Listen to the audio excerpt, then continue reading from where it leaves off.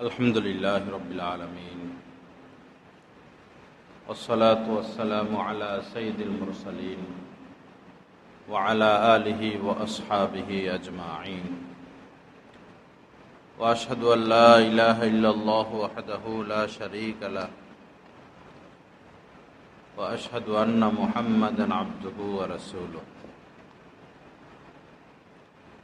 अम्मा बाद क़ाल नबी सल्लल्लाहु तआला अलैहि वसल्लम हुमुल जुलसाउ ला यश्क़ा बिहिम जलीसुहुम व क़ाल अलैहि अस्सलातु वस्सलाम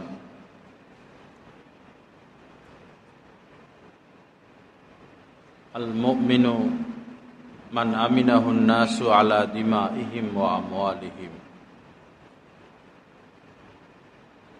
वक़ाल रसूलुल्लाहि सल्लल्लाहु तआला अलैहि वसल्लम अल मुस्लिमूना का जसदिन वाहिद इन इश्तका ऐनुहु इश्तका कुल्लु औ कमा क़ाला अलैहि अस्सलातु वस्सलाम अल्लाहुम्मा सल्लि अला सय्यिदिना व मौलाना मुहम्मद व अला आलि सय्यिदिना व मौलाना मुहम्मद व बारिक व सल्लिम अस्तगफिरुल्लाहल्लज़ी ला इलाहा इल्ला हुवल हय्युल क़य्यूम व अतूबु इलैहि। আল্লাহ পাক জাল্লা জালালুহু আমাদের সবাইকে মাফ করে দেন। আল্লাহ পাক আমাদেরকে কামেল হেদায়েত নসিব করে দেন। দ্বীনের সহিহ বুঝ রব্বুল আলামিন আমাদের সবাইকে নসিব করে দেন। আমার ভাইরা, আমাদের বড় পরিচয় হলো আমরা একজন মুসলমান। এটাই আমাদের সবচেয়ে বড় পরিচয়। আর এই পরিচয়ই আমাদেরকে সফল বানাবে, কামিয়াব বানাবে। আর এই পরিচয়ের উসিলায় আমরা নাজাত প্রাপ্ত হব। এই পরিচয়কে যদি সামনে রাখি, আমাদের মধ্যে ভ্রাতৃত্ব বোধ সৃষ্টি হবে। সংঘাত থেকে আমরা দূরে থাকতে পারব। আপোষে মিল, মোহাব্বত, ভালোবাসা, আদর, স্নেহ আমাদের মধ্যে বাড়তে থাকবে। পরিচয় কি? আমরা মুসলমান। রুহামা ও বাইনাহুম, কোরআনে কারিমে মহান আল্লাহ হযরতে সাহাবায়ে কিরামের জীবন চরিত এভাবে বর্ণনা করেছেন যে তারা পরস্পর আন্তরিক ছিলেন, রুহামা। একজন আরেকজনের জন্য জীবন দিয়ে দিতেন। নিজের জীবনের চেয়ে বেশি নিজের জীবনের মতো মহব্বত করতেন একজন আরেকজনকে। নিজের স্বার্থকে তারা প্রাধান্য দিতেন না, অন্যের স্বার্থকে তারা প্রাধান্য দিতেন, দ্বীনের স্বার্থকে প্রাধান্য দিতেন, আল্লাহ রাসূলের স্বার্থকে প্রাধান্য দিতেন। তাদের পারস্পরিক পরিচয় হলো রুহামা। তারা পরস্পর একজন আরেকজনকে মহব্বত করনে ওয়ালা ছিলেন। আজ আমাদের মধ্যে এই জিনিসটার কমতি, আমাদের মধ্যে এই জিনিসের কমতি। বিশ্বের মধ্যে ঋণগ্রস্ত, ঋণী রাষ্ট্রগুলোর মধ্যে উল্লেখযোগ্য আমেরিকা। অনেক বেশি ঋণী এক রাষ্ট্র। কি পরিমাণ যে তাদের ঋণ, এটা তারা প্রকাশ করে না। বিশেষ করে সৌদি আরব থেকে হাজার হাজার crore crore, million trillion dollar তারা ঋণ করে রেখেছে। সৌদিও এটা প্রকাশ করে না, তারাও এটা প্রকাশ করে না। রাষ্ট্র পরিচালনা করতে তার সমস্যা, বস একটা আরব রাষ্ট্র ঘুরে দিল আর হাজার হাজার কোটি টাকা নিয়ে গেল। এই আরব রাষ্ট্রপ্রধানগুলো নিজেদের গদি টিকানোর জন্য তার সাথে চুক্তিবদ্ধ হলো। অসহায় মুসলমানদের জন্য তারা কিছুই করল না। অসহায় মুসলমানদের জন্য তাদের কোনো মাথা ব্যথা নাই। তাদের প্রয়োজন তাদের রাজতন্ত্র রক্ষা করা। তো এটা তো ব্যক্তিগত স্বার্থ হলো। দেশের জন্য, জাতির জন্য, বিশ্বের অসহায় দরিদ্র মুসলমানদের জন্য কি করলো আরব রাষ্ট্রগুলো? সাহাবায়ে কেরামের প্রধান পরিচয় ছিল রুহামা, পরস্পর তারা আন্তরিক ছিলেন। আল্লাহ পাক আমাদেরকে তাদের মতো কবুল করে।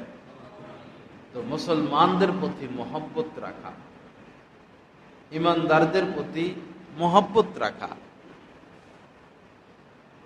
অন্তরটাকে পরিষ্কার করা, অন্তরটাকে পরিষ্কার করা, ঘৃণা বোধ ভিতরে না রাখা। ঘৃণা বোধ, যাদেরকে আমরা ঘৃণা করি কর্মের কারণে, স্বভাবের কারণে, সামাজিক অবস্থার কারণে, ভাবলে দেখা যাবে তাদের উসিলায় আমরা ভালো আছি। যেমন এখন এখানে এসি চলতেছে, ঠান্ডা বাতাস আমরা পাচ্ছি।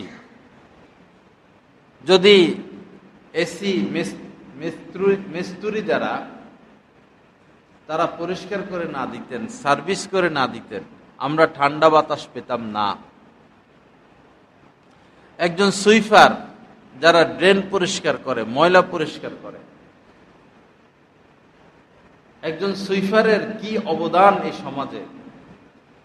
যদি তারা ড্রেন পরিষ্কার না করতেন, ময়লা পরিষ্কার না করতেন, পৃথিবীতে আমরা বসবাস করতে পারতাম না। পৃথিবীটা, আমাদের সমাজটা, শহরটা বসবাসের অনুপযুক্ত হয়ে যেত। তো আমরা যে সুখে শান্তিতে আছি, কার মেহনত? সুইপারের মেহনত। সুইপারের বরকতে আমরা সুখে আছি। তো তাকে কিভাবে ঘৃণা করব? একজন কৃষক, সে যদি চাষবাস না করে, রৌদ্রে পুড়ে পুড়ে, বৃষ্টিতে ভিজে ভিজে এই কৃষিকাজ না করতেন, আমরা বাসমতি চাউল পাইতাম না। এত ধরনের তরকারি, এত মজার মজার তরকারি আমাদের সামনে আসতো না। তা আমাদের সুখটা নির্ভরশীল এই কৃষক, এই সুইপার, এই সাধারণ মানুষদের উপর। আল্লাহ পাক সিস্টেম করে রেখেছেন এরকম। কিভাবে ঘৃণা করব? ঘৃণা করব কিভাবে? বরং যাদের পদ নিচে, যারা বেশিরভাগ অশিক্ষিত, মূর্খ, যাদের সমাজে কোনো দাম নাই, মান নাই, যাদেরকে কোনো সামাজিক আচার অনুষ্ঠানের সম্মান দেখানো হয় না, তারাই দেশটা টিকিয়ে রেখেছেন, তারাই আমাদের জীবন বাঁচিয়ে রাখতেছেন।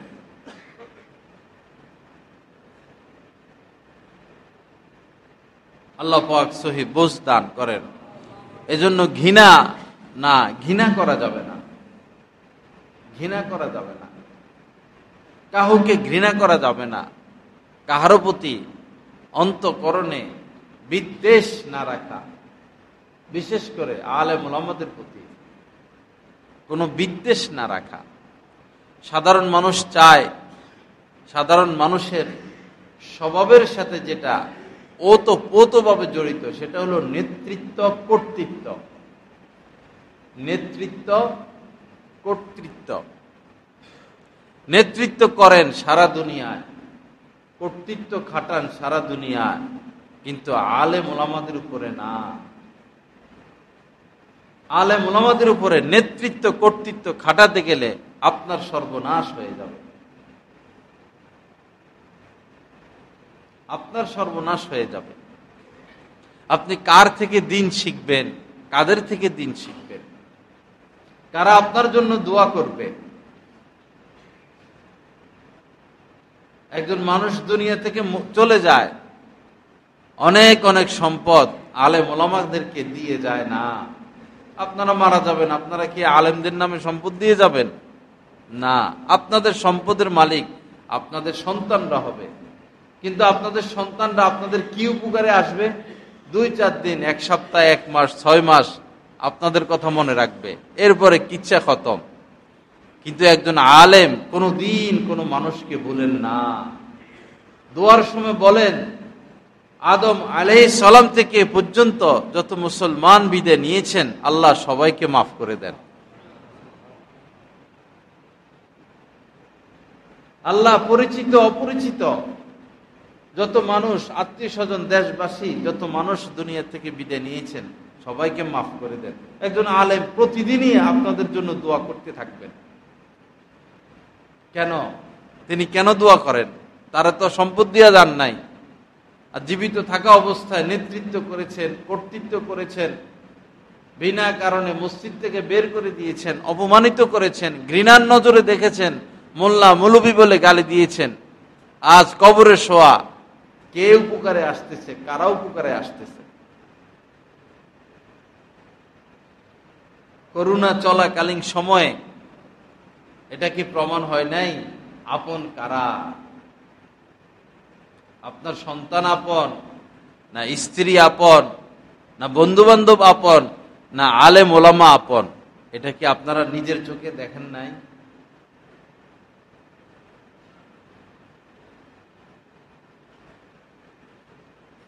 এক পর্যায়ে তো লাশ গোসল করাইতে করাইতে, ওই সময় এমনি তো আলেম ওলামারা লাশ গোসল করাইতে যায় না, কিন্তু ওই সময় তো কেউ আর নাই। ছেলে মেয়ে, ছেলেরা তো জানাজা পড়তেও আসে না, আপন ছেলে জানাজা পড়তেও আসে না। আলেম ওলামা লাশ গোসল করাইতে করাইতে পরে না মাস্ক, না পিপি, না আরো হাত মোজা কি কি দিছিল সরকারি ভাবে, কত আর এগুলো লাগাইবে? এগুলো আর কত লাগাইবে? করোনা তো দেখে দেখে ধরছে। হাসপাতালের বুয়ারে করোনায় ধরে নাই, হাসপাতালের ওষুধ যারা চুরি করে খায় এদেরকে করোনায় ধরছে।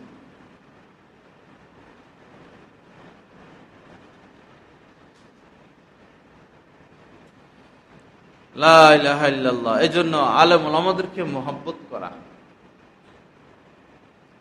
তারা যে দোষ মুক্ত, ত্রুটি মুক্ত, বিষয়টা এমন না। কুল্লু বানি আদম খাত্তা, নবীজি বলেছেন বনি আদম তাদের মধ্যে কিছু না কিছু দোষ ছিল, আছে, থাকবে। কিন্তু আপনি গভীরভাবে খুঁজে দেখুন, এই সমাজের অধিকাংশ ব্যবসায়ীরা বর্তমানে সুদখোর। মসজিদ কমিটি, মাদ্রাসা কমিটি, সমাজের হর্তা কর্তা, সালিশ, এমপি, মন্ত্রী বেশিরভাগ সুদখোর, 90-95%। এই বাংলাদেশে 3-4 লক্ষ মসজিদ, কোন মসজিদের খতিব সাহেব সুদের সাথে লিপ্ত?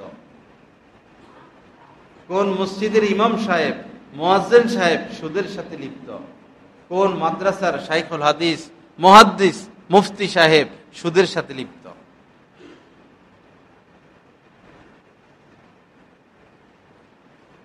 ফজরের নামাজের সময় কারা আমরা মসজিদে আসি? কারা মানুষকে এখনো সৎ পথের দিকে ডাকেন, মিথ্যা ছাড়তে বলেন? কারা এখনো আপনাদের সন্তানদেরকে, যারা এখনো আপনাদের খেদমত করতে বলেন? আপনি বই পুস্তক খুঁজুন, 1 থেকে MA, BA, মাস্টার্স, PhD পর্যন্ত কোথায় পাবেন বারবার এই কথা, মায়ের খেদমত করো, বাবার খেদমত করো, মায়ের আদব করো, বাবার আদব করো, মায়ের পায়ের নিচে সন্তানের জান্নাত, এভাবে মায়ের খেদমত করবা, এভাবে বাবার খেদমত করবা।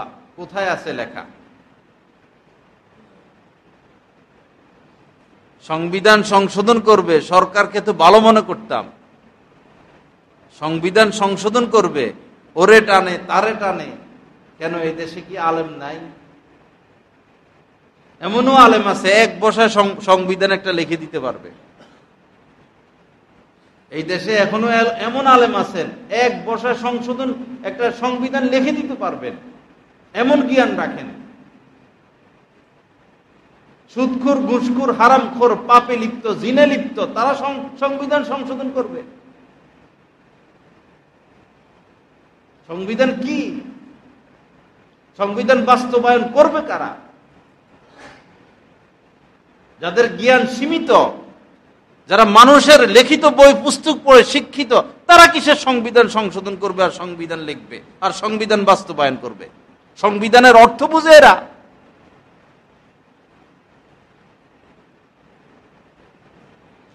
জাগতিক মানুষের যে শিক্ষা দীক্ষা, এটা সীমিত।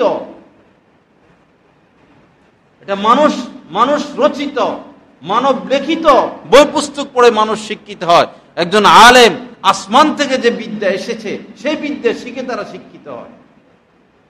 এটা মন্ত্রীরা দাঁড়া করাই দেন, কথা বলতে ক হয় না, খ হয়, কথা কইতে পারে না, উল্টা বলে, ফাল্টা বলে। আর আমাদের মুক্তবের বাচ্চা একটা দাঁড়া করাই দেন, কি সুন্দরে কথা বলে। ক্লাস 5 পাস করছে কিনা সন্দেহ হয় এদের বক্তব্য শুনলে।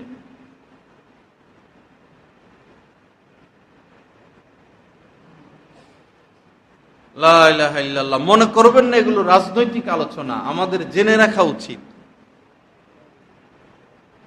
আমাদের জেনে রাখতে হবে।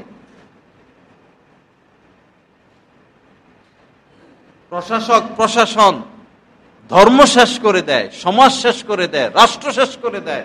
তাদের হলো চেয়ার উদ্দেশ্য, দল উদ্দেশ্য। সহি শুদ্ধভাবে মদিনা মুনাওয়ারা আজানটা হচ্ছে না। আল্লাহর রাসূলের মসজিদে আজান দিবে, একজন মুয়াজ্জিন সাহেব তার মুখে দাঁড়াই নাই। ওয়াক্ত হওয়ার আগে নামাজ পড়ে ফেলে।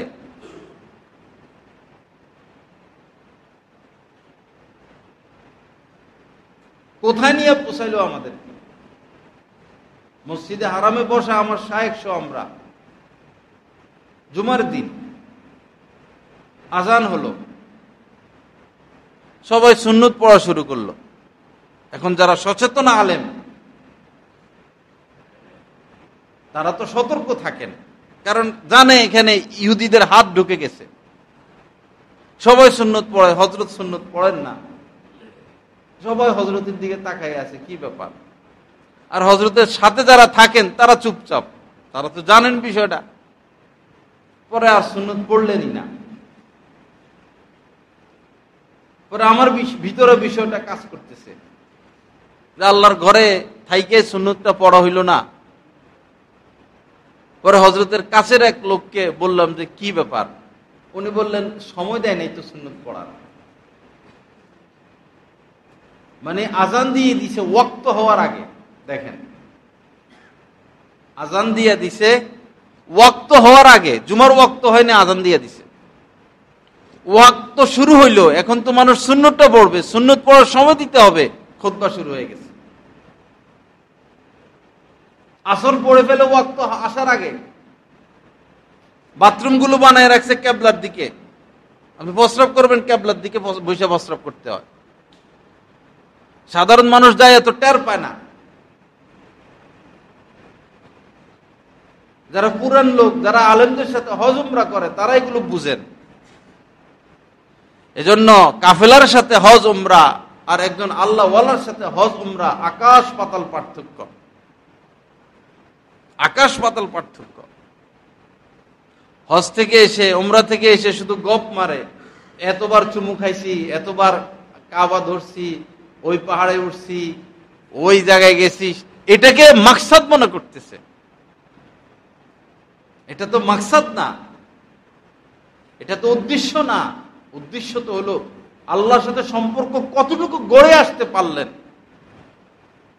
আল্লাহকে কতটা কাছে পাইলেন, আল্লাহর কতটা ওলি হইলেন, কি পরিমাণ তাকওয়া হাসিল হলো। উদ্দেশ্য তো সেটা।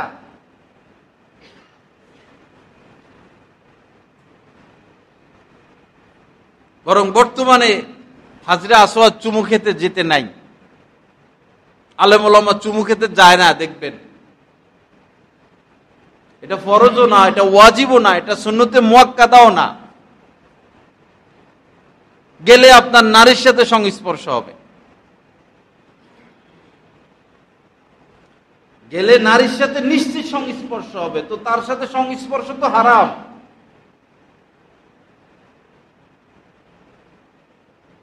এমন পরিস্থিতি মাতাফের আল্লাহর ঘরের চতুর্পাশের যে কাবার দিকে তাকানোর মতো সুযোগ নাই।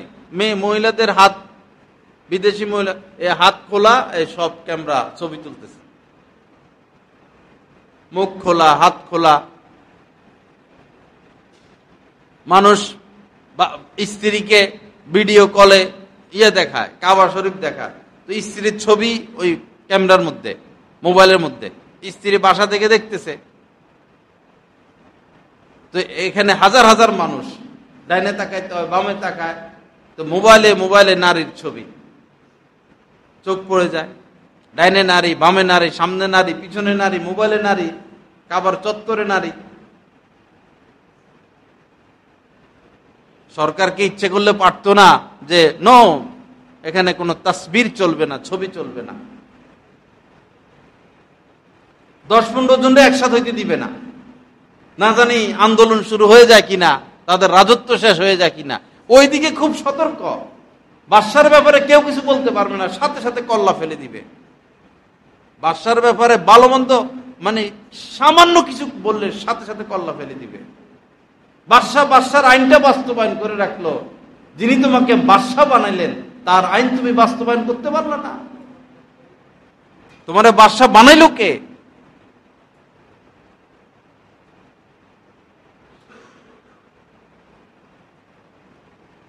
হজে যাবেন, উমরায় যাবেন, আল্লাহর জন্য যাবেন, পাবলিসিটি নয়। বাড়ি করছে, বাড়ির সামনে নাম লেখছে টাইলস দিয়া, মোহাম্মদ আব্দুল করিম, আব্দুর রহিম, এরকম একটা নাম। হজ করে আসছে, এখন আবার টাইলস এটা ভাঙো, যত টাকা লাগে লাগুক, টাইলস ভাঙো। শুরুতে লেখো হাজি, আলহাজ আব্দুর রহমান। আর হাজি সাহেব না করলে চেহারা কালো হয়ে যায়।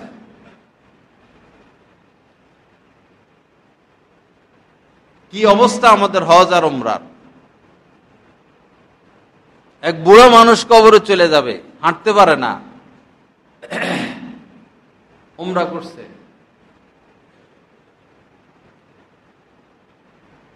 পরে এসলাই বয়ান করাবে, ভালো কথা, দাওয়াত নিল, আমি দাওয়াত দিলাম, ডেট দিলাম, উদ্দেশ্য তো পরে বোঝা যায়। পরে উনি সভাপতি হবেন মাহফিলের। আচ্ছা সভাপতি হবেন, পরে বলতেছে হুজুর আমি তো উমরা করে আইছি, এখন হাজি লেখা যাবে কিনা। দেখেন কারবার। মাহফিল করাচ্ছেন, সভাপতি হবে, পাশের চেয়ারে বসবে, আর পোস্টারে তার নামটা হাজি সে লিখতে চায়, এজন্য মাহফিল করাচ্ছে। ইন্নাল্লাহা লা ইয়ানজুরু ইলা সুওয়ারিকুম ওয়ালা ইলা আমওয়ালিকুম। নবীজি বলেছেন আল্লাহ পাক তোমাদের চেহারা সুরত দেখেন না, আমলের ক্ষেত্রে, মর্যাদার বিচারে আল্লাহ কার চেহারা সুন্দর, কার চেহারা খারাপ এটা দেখেন না, কার মাল বেশি, কার মাল কম এটা দেখেন না। ওয়ালাকিন ইয়ানজুরু ইলা কুলুবিকুম, তোমাদের অন্তরটা দেখেন, অন্তরে কি আছে। ও আমালিকুম, তোমাদের আমলটা দেখেন। আমরা বাংলাদেশের মানুষ, আমরা ইসলাম ত্যাগ করতে রাজি, ধর্ম ত্যাগ করতে রাজি, দলের মায়া ত্যাগ করতে রাজি নাই। দল আগে দল, ধর্ম, দিন বর্জন করতে প্রস্তুত। নেত্রী বা নেতা কোন নির্দেশ দিল যেটা দিনের বিপরীত, শরীয়তের বিপরীত, তারা দিন বাদ দে, নাম রাস্তায়, উপর থেকে যে নির্দেশ আসছে সেটা বাস্তবায়ন কর। বাবা মইরা লন, কোথায় আপনাদের নেত্রী আর নেতা আর দল, আর আপনারা কোথায়? মইরা লন, শেষ নিঃশ্বাসরা ত্যাগ করেন,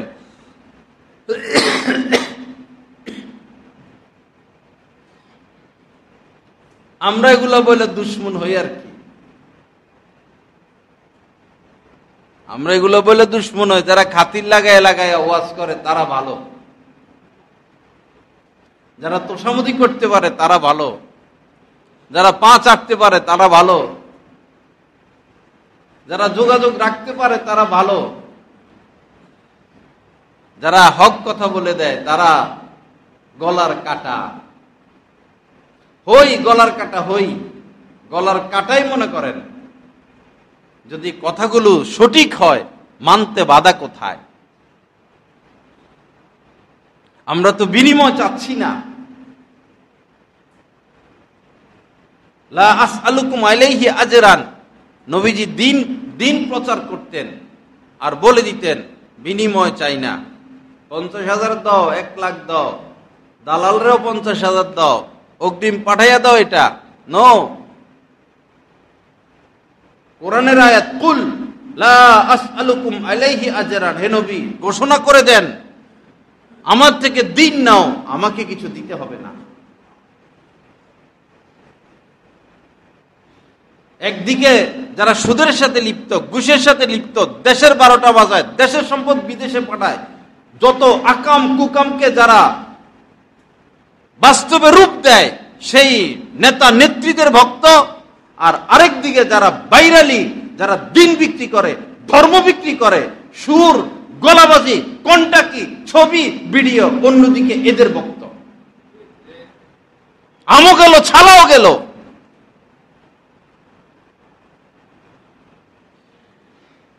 কত বড় বিয়াদব যে নবীকে, ইহুদিরা নবীকে রাখাল বলেছিল, আর ইসলামী স্কলাররা এখন কাউবয় বলে নবীকে। কত বড় বিয়াদব সে! নবীর স্ত্রী সমস্ত মুসলমানদের মা, নবীর মাকে বলে ইনটেক। কত বড় বিয়াদবেরা! নিজের মাকে ইনটেক বলে একজন আলেম সে। আর এই সমস্ত লোক আসলে আমরা কোটি কোটি মানুষদের ভিড় করি। ধিক্কার আমাদের জীবনের মধ্যে। সুর পাইছি, বস পাগল হয়ে গেলাম। সুরের নাম দিন।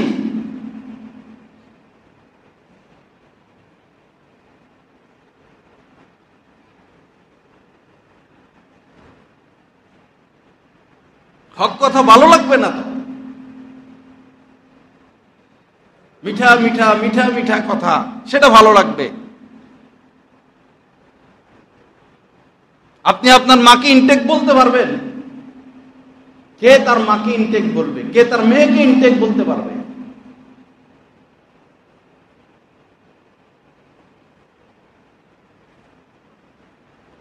ইহুদিরা বলতো রাইনা, রাইনা টাইনা বলতো, রাইনা। আল্লাহ পাক ইহুদিরা নবীকে রাইনা বলে ডাকতো। পরে মুসলমানরা ভাবলেন যে তারা তো পূর্বের কিতাব পড়ছে, রাইনা মনে হয় ভালো কোনো শব্দ, আমরা রাইনা বলে ডাকি। এখন রাইনার অর্থ তো সুন্দর ছিল হিব্রু ভাষায়, যে আমাদের কথা শুনুন, আমাদের দিকে একটু লক্ষ্য করুন। অর্থ সুন্দর ছিল, কিন্তু এটাকে টাইনা বললে অর্থ হয় হে আমাদের রাখাল। তারা এটাই উদ্দেশ্য নিত, হে আমাদের রাখাল। পরে মুসলমানরা রাইনা বলা শুরু করছে নবীজিকে। তখন আল্লাহ পাক আয়াত নাজিল করছেন যে রাইনা বলো না, উনজুর না বলো।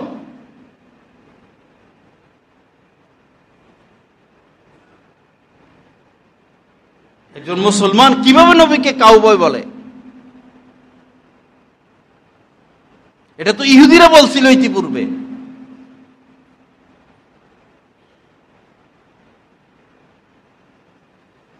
আস্তাগফিরুল্লাহাল্লাযী লা ইলাহা ইল্লা হুয়াল হাইয়ুল কাইয়্যুম ওয়া আতুবু ইলাইহি। দিন বড় আজীব জিনিস, অনেক পবিত্র। দিন কাহারো মুহতাজ না, আমরা দিনের মুহতাজ। দিন কাহারও মুহতাজ না। যে দিন আঁকড়িয়ে ধরবে সে বাদশা হয়ে যাবে। আর যে দিন বর্জন করবে সে পায়ের ধুলা হয়ে যাবে। ওমান আ'রাদা আন যিকরি ফাইন্না লাহু মাঈশাতান দনকা। মহান আল্লাহ কোরআনে কারীমের মধ্যে বলেছেন যে আমার ওমান আ'রাদা আন যিকরি, যে আমার থেকে মুখ ফিরিয়ে নিবে, দিন থেকে মুখ ফিরিয়ে নিবে, দিন মোতাবেক চলবে না, তার জীবনটা হবে অস্বাভাবিক, তিক্ত, বিষাক্ত, শান্তি সে কোথাও খুঁজে পাবে না, সে অন্ধ, সে অনুভূতিহীন, শুধু ব্যালেন্স বাড়াবে, এই তার জিন্দেগি, ব্যালেন্স বাড়াবে, শুধু সম্পদ কামাবে, জমি জমা করবে, মার্কেট করবে, কিন্তু খুঁজে দেখুন তার মধ্যে সুখ নাই। সুখ ভিন্ন জিনিস, শান্তি ভিন্ন জিনিস, ইজ্জত ভিন্ন জিনিস।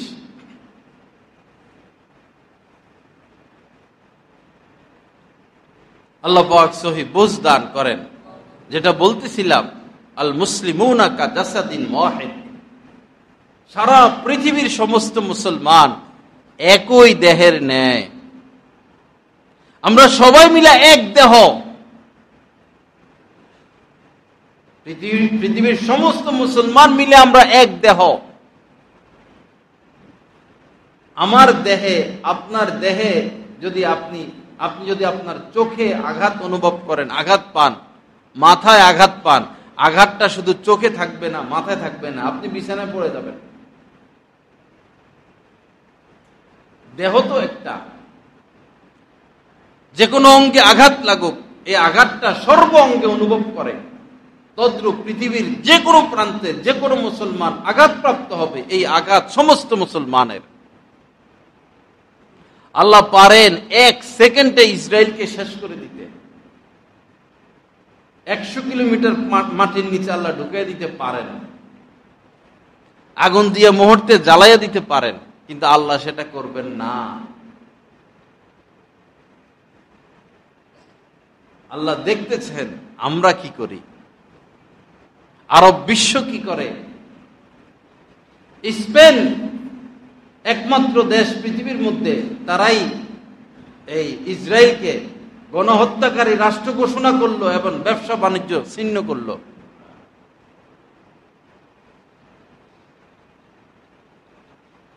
মুসলিম রাষ্ট্রগুলো কোথায়? যত আন্দোলন হয়েছে গাজা নিয়ে পর্যন্ত, আন্দোলনে বেশি তারা নামছেন, খ্রিস্টানরা বেশি আন্দোলন করছেন বিশ্বব্যাপী।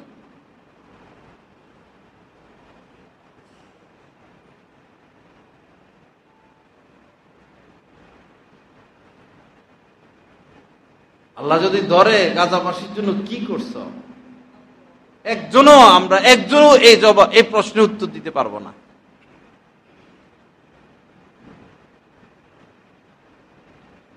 আর যেভাবে আমরা দিন ধর্ম বাদ দিচ্ছি, দ্বিতীয় গাজা হবে বাংলাদেশ।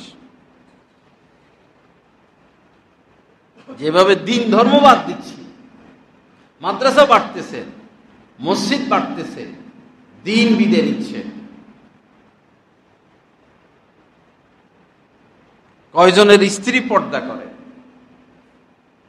আজকে কয়জন ফজরের নামাজ পড়েছি? কয়জন তার মেয়েকে পর্দায় রাখি? যারা মাদ্রাসায় পড়ে সারা দিন রাত কোরআন হাদিস পড়তে আছে, আর যারা স্কুলে পড়ে একটা আয়াত শুদ্ধ করে পড়তে পারে না। মক্তবের নামে কি হচ্ছে সমাজে! একজন মুয়াজ্জিন সাহেব 50-60টা বাচ্চা কিভাবে সে পড়াবে? আপনার বাচ্চাটার স্কুলে পড়ান, নামি দামি, আবার কোচিং করান, আবার আলাদা আলাদা প্রত্যেকটা সাবজেক্ট আপনি প্রাইভেট মাস্টার রেখে পড়ান। ইংরেজি শিক্ষক এসে ইংরেজি পড়াইয়া যায়, অঙ্কের শিক্ষক এসে অঙ্ক পড়াইয়া যায়, এরপরও ফেল করে, ভালো ফলাফল আনতে পারে না। সারা দিন রাত আপনাদের স্বামী স্ত্রীর চেষ্টা, প্রচেষ্টা, মেহনত, টাকা পয়সা খরচ, বাচ্চাটারে শিক্ষিত বানাই, এরপরও হয় না। কোরআনের দাম এত কম, মক্তবে পাঠিয়ে দিলেন 50-60টা 100টা বাচ্চা, লড়ল লড়ল লড়ল লড়ল, কি পড়লো কি পড়াইলো। সমাজের মানুষের উচিত আলাদা মক্তব তৈরি করা, এখানে যোগ্য উস্তাদ রাখা। ভাজা চায় মসমসা, আবার তেল দেয় কম। এই এলাকার মধ্যে এক মসজিদ আছে, আশপাশে ইমাম, খতিব, মুয়াজ্জিন সব মিলাইয়া 3 জনের বেতন 12,000। 3 জনের মিলাইয়া বেতন 12,000। দাদাগিরি দেখানোর মধ্যে 1 নম্বর। কর্তৃত্ব নেতৃত্বের সাথে ওই সময় খুব আমি অমুক আমি তমুক। হক নষ্ট করতেছে যে খোদার কাছে কি জবাব দিবা? পদের পাওয়ার দেখাও, খোদার কাছে জবাব দিবা কি?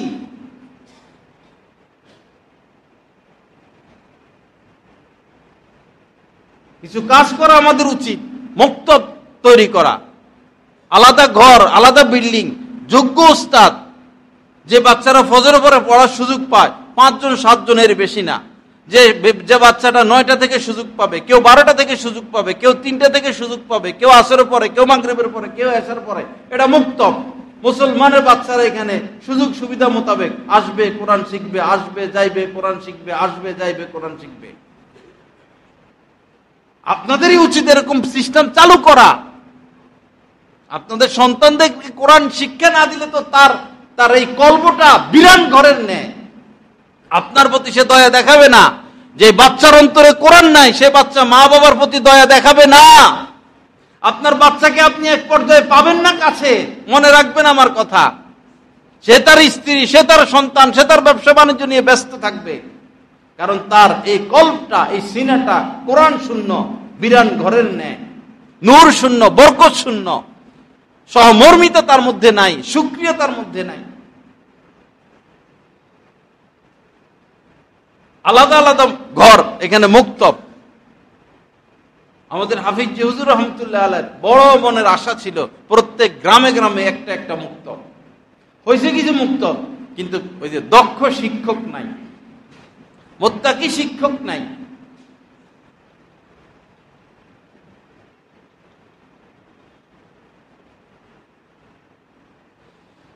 আল্লাহ পাক সহি বুঝ দান করেন। আল্লাহ পাক আমাদেরকে কিছু কাজ করার তৌফিক দান করেন। বাবা, আল্লাহরে দেখাইতে হবে তো যে এই কাজটা করছি। আল্লাহকে কিছু দেখাইতে হবে তো, যে আল্লাহ সম্পদ দিয়েছিলেন এইটা করছি, শক্তি দিয়েছেন এটা করছি, বুদ্ধি দিয়েছেন দিনের জন্য এটা করছি। দিনের জন্য আমরা কি করি ভাই?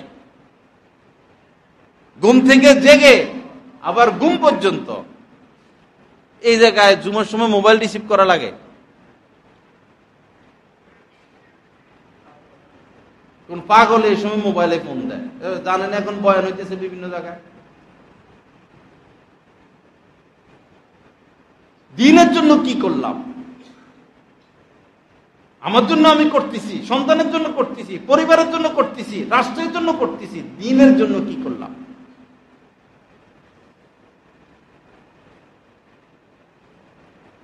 সন্তানের ক্ষেত্রে আল্লাহ পাক বলছেন যে নাহানু নারযুকুকুম ওয়া ইয়াহুম। আল্লাহ বলতেছেন তোদেরকে আমি খাওয়াই, তোদের সন্তানদেরকে আমি খাওয়াবো, তোমাদেরকে আমি রিজিক দেই, তোমরা আমারটা খাও। সন্তান নিয়ে তো মাথা ব্যথা করো না, তাদেরকে আমি খাওয়াবো, দায়িত্ব আমি নিয়ে নিলাম। আমাদের সন্তানের দায়িত্ব আল্লাহর উপরে। আমাদেরকে বলছেন যে তোমরা দ্বীনের জন্য উৎসর্গ হও, দ্বীনের জন্য করো, মেহনত করো।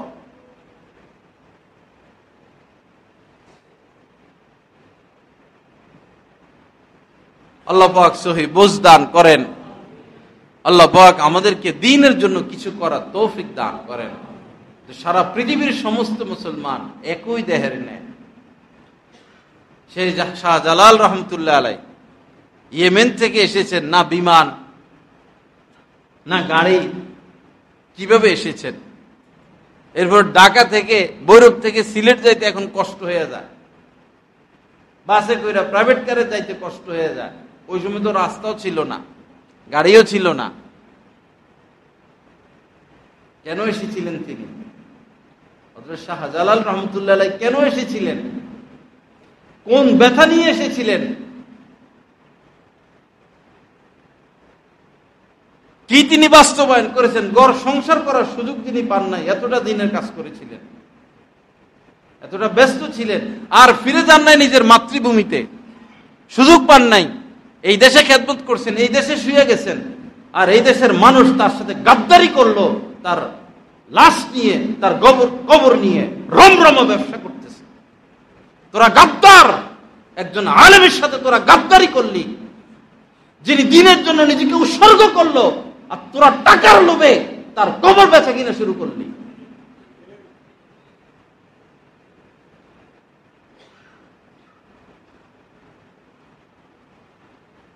আল্লাহর কাছে হিসাব দিতে হবে। লিজ দেয় যারা মাজার কর্তৃপক্ষ, এরা লিজ দেয়, 1 বছরের জন্য লিজ দেয় 500 কোটি, 100 কোটি, 700 কোটি, 1000 কোটি, অকল্পনীয় টাকা বসে আসতে থাকে।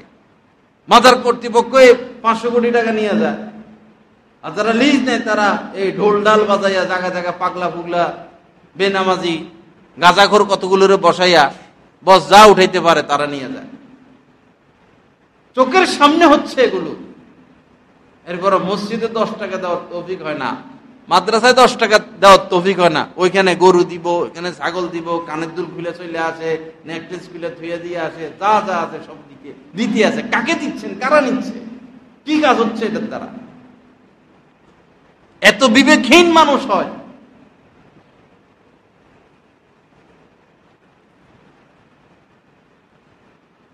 আস্তাগফিরুল্লাহাল্লাযী লা ইলাহা ইল্লা হুয়াল হাইয়ুল কাইয়্যুম ওয়া আতুবু ইলাইহি। আল্লাহ আমাদেরকে মাফ করে দেন। কি বলবো, সর্ব অঙ্গে যদি গা হয়, সর্ব অঙ্গে গা, আপনি কোথায় মলম লাগাইবেন? সর্ব অঙ্গে গা। দিন শিখতে হয় আলেমে দিনের কাছ থেকে। হাকিমুল উম্মত মুজাদ্দিদি মিল্লাত হযরত মাওলানা শাহ আশরাফ আলী থানভী রাহমাতুল্লাহ আলাইহি বলেছেন, মুসলমানদের যে পদস্খলন বর্তমানে, এটার কারণ হচ্ছে মুসলমানগণ আল্লাহ ওয়ালাদের সোহবত বর্জন করেছে, আলেমদের সোহবত বর্জন করেছে। এই হচ্ছে পদস্খলনের মূল কারণ।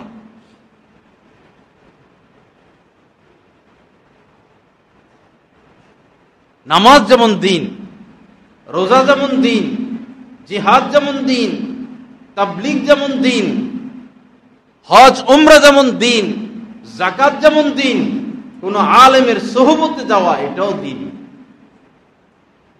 বরং দিনের গুরুত্বপূর্ণ শাখা। ছাত্রদেরকে আমরা জান দিয়া পড়াই, কত ভাবে মেহনত করে বুঝাই, তাকওয়ার উপরে আমলের উপরে আমল আসে না। কারণ আমরা তো উল্টা পথে হাঁটতেছি। আল্লাহ পাক কোরআনে বলছেন ইউযাক্কিহিম, আগে আগে ইসলাহ করবা, ওই আল্লিমুহুমুল কিতাব, এরপরে কিতাব শিক্ষা দিবা, কোরআন শিক্ষা দিবা।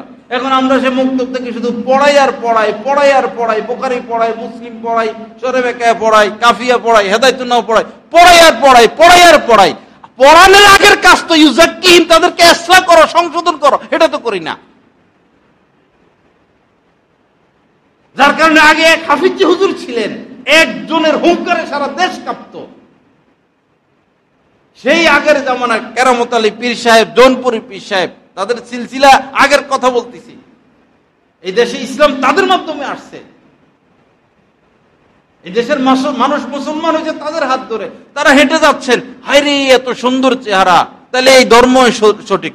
কালেমা পড়ে মুসলমান হয়ে হিন্দুদের মধ্যে তারা অজু করতেছেন, অজু করা দেখে শত শত হিন্দু মুসলমান হয়ে যেতেন। তাদের পাগড়ি দেখে, তাদের লাঠি দেখে, তাদের মেসওয়াক দেখে, তাদের সুন্নতের পোশাক দেখে মানুষ দিন গ্রহণ করত।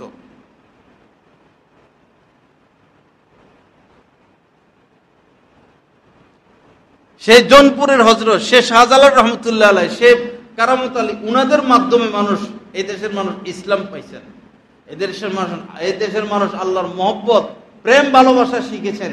সেই এই উজানির কারি ইব্রাহিম সাহেব, সেই চরমুনার মৌলানা ইসাক সাহেব, এবং হাফিজি হুজুর, পীরজি হুজুর, সদর শাহ হুজুর, ইতিহাস তো আমাদের জানা নাই। এই দেশ তো হিন্দুদের ছিল। কারা এই দেশে মেহনত করেছেন? ইংরেজরা তাদের ক্যাম্পের পিছনে আগুন, প্রজ্বলিত আগুন, একজনের পর একজন আলেমকে জ্বালাইতো। যখন ইংরেজদের বিরুদ্ধে আলেমরা ফতুয়া দিছেন, এই ফতুয়াটা পরিবর্তন করানোর জন্য একজন একজন করে এনে এই জীবিত, এই অন্যরা দাঁড়ানো, হাতে শিকড়, আগুনের মধ্যে জীবিত শোয়াইতেন, যে ফতুয়ার বিপরীত ফতুয়া দাও, আমাদের পক্ষে ফতুয়া দাও, নাহলে এভাবে আগুনে জ্বালাবো। একজন একজন করে এইভাবে আগুনে জ্বলে জীবন দিয়ে দিয়েছেন। ফতুয়ার কথার পরিবর্তন করেন নাই। এমন কোন গাছ ছিল না ওই এলাকার যে গাছে আলেমের লাশ ঝুলাইয়া রাখে নাই, এমনি ঝুলাইয়া রাখছেন, কোনো জানাজাও না, কোনো গোসলও না, এই সমানে লাশ ঝুলাইয়া রাখছেন। এরপরও তো ওলামা ইকরাম দ্বীনের মহব্বতে, আল্লাহ আল্লাহ রাসূলের মহব্বতে ফতুয়ার বিপরীত কথা বলেন নাই। কত রক্ত দিয়েছেন আলেম ওলামা এই দেশের জন্য, এই সমাজের জন্য। যুগে যুগে আলেম ওলামারা অবহেলিত। এই দেশের স্বাধীনতার জন্য কত মেহনত, কত কত আলেম মুক্তিযোদ্ধা ছিলেন, তাদের নাম আস্তে সরাইয়া দিছে। ইংরেজদের সাথে কারা যুদ্ধ করেছিলেন, কারা মানুষকে উদ্বুদ্ধ করেছিলেন, কারা আগে তলোয়ার হাতে নিয়েছিলেন, ভারত থেকে কারা পাকিস্তানকে আলাদা করেছিলেন, ক্ষমতা বসার সময় সব মাস্টার রাজা ক্ষমতা বসে গেছে। আলেম ওলামা বাদ, কারণ তারা তো মদ হারাম করে দিবে, পর্দা করতে বলবে, যাকাত দিতে বলবে, অবৈধ সব কিছু উচ্ছেদ করে দিবে।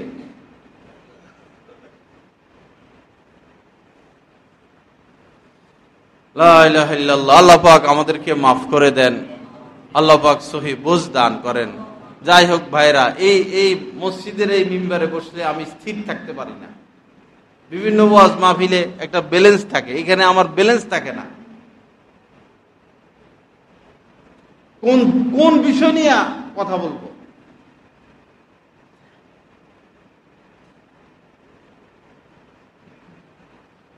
আলেম ওলামাদের সোহবত ভাই, আপনার যাকে ভালো লাগে, অবশ্যই হক্কানি আলেম ওলামা আছেন। আলেম ওলামাদের সোহবত, একজন রাজারও উচিত কোন আলেমের সোহবতে যাওয়া, একজন মন্ত্রীরও উচিত কোন আলেমের সোহবতে যাওয়া। শেখ মুজিব, শহীদ জিয়া, ওনারা ওই সময় আলেমদের সোহবতে যাইতেন। মাওলানা বাসানির কাছে বঙ্গবন্ধু ওনার সোহবতে যাইতেন।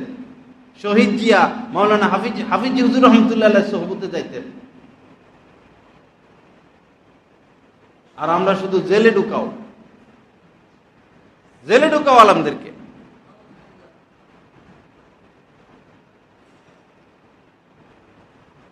যে আলেমদের সাথে যেমন আচরণ করবে তার পরিণতি তেমন হবে, হচ্ছে।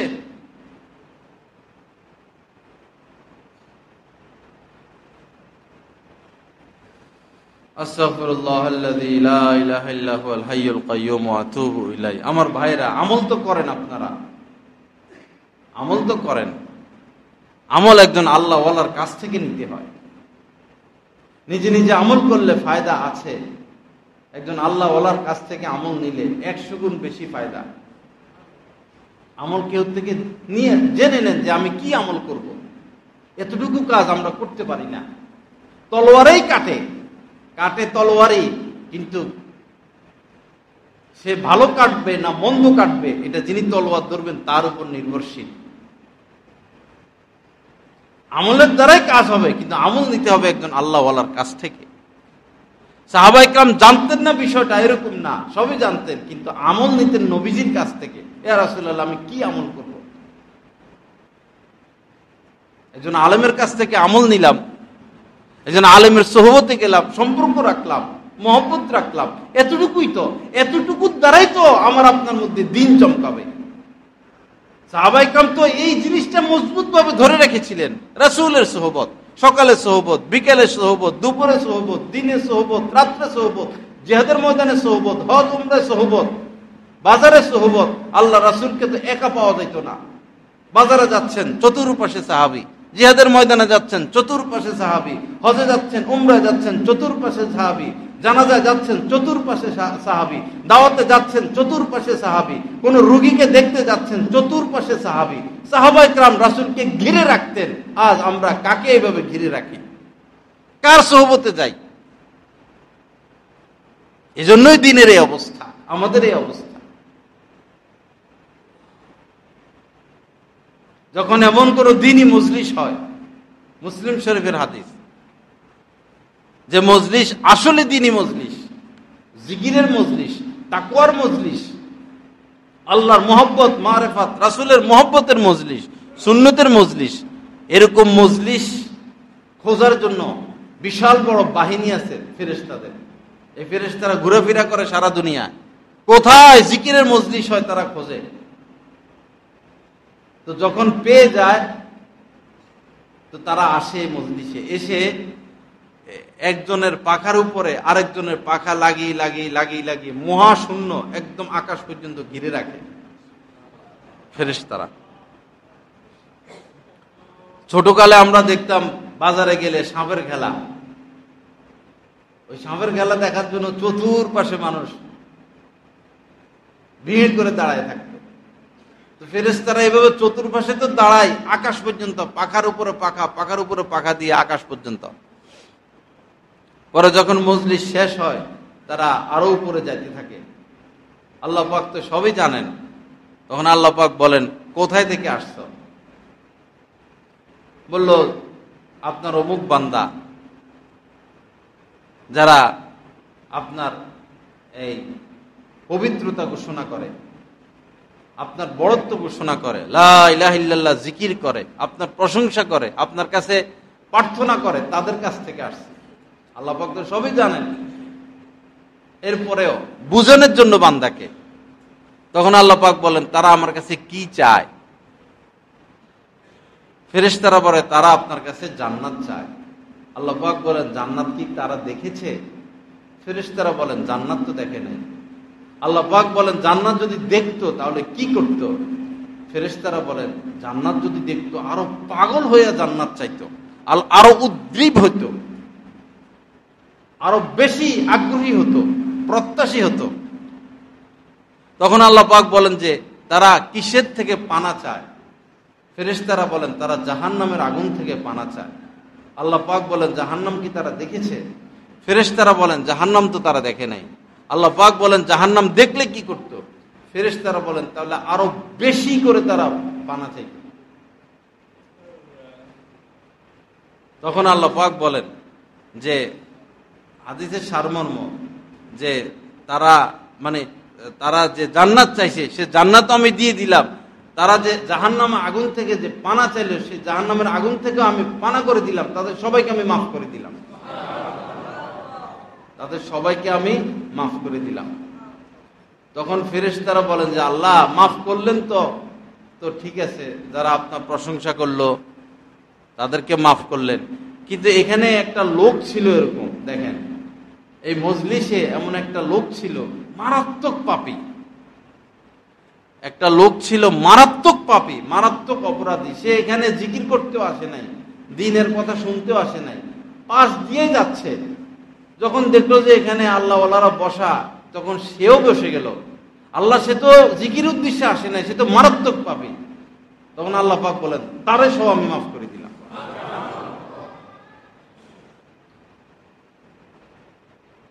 আগের ওলাদেরকে জান্নাত চাইছেন, জান্নাতও দিলাম, জাহান্নাম থেকে পানা চাইছেন, জাহান্নাম থেকে পানাও দিলাম।